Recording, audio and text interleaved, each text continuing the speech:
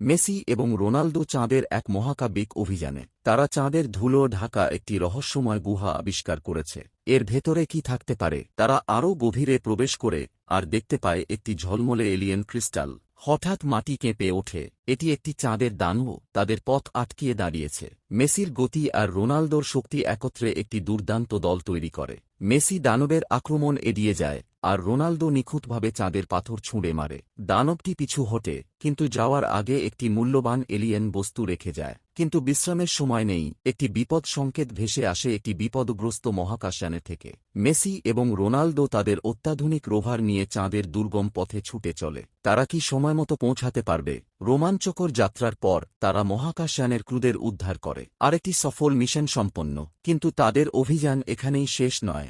চাঁদে মেসি ও রোনালদোর পরবর্তী অভিযান কি হতে পারে? লাইক, সাবস্ক্রাইব করুন এবং কমেন্ট করুন যদি আপনিও